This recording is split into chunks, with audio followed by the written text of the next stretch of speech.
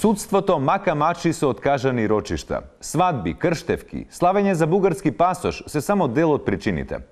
Но не секогаш причините се радосни, некогаш судски рочишта се откажуваат и поради сериозни здравствени проблеми, како што се кашлица, температура 37,2 и секогаш опасната, особено по машкото здравје, настинка. Министерството за правда поради честите отсуства на обвинетите реши да го спои убавото и корисното или како што велат оттаму медицината и судствата, па така тие формираа специјална единица на медицинско судство, кое ќе има за цел да ја донесе правдата до оние кои не можат да одат кај јустиција.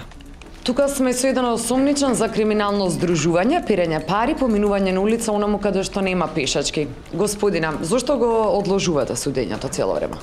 Зашто кога ќе се стиснам овде вака за брадајца ме боли, ме пече, многу ме пече.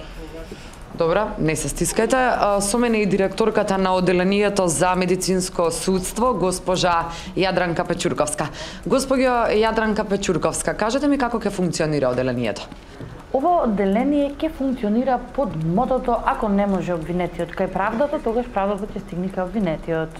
Знаете дека во последно време одлагаа рочишта за џабе, непотполни медицински дијагнози, одлагање за настинка, за колено што ги болело, за тенка столица, за банални работи и ние решивме рочиштата да ги спроведиме или во болнички услови или во домашни услови во зависност од пациентот кој што е обвинет, осомничен. А како ќе знаете дека некој навистина не е болен и некој навистина не може да му се суди?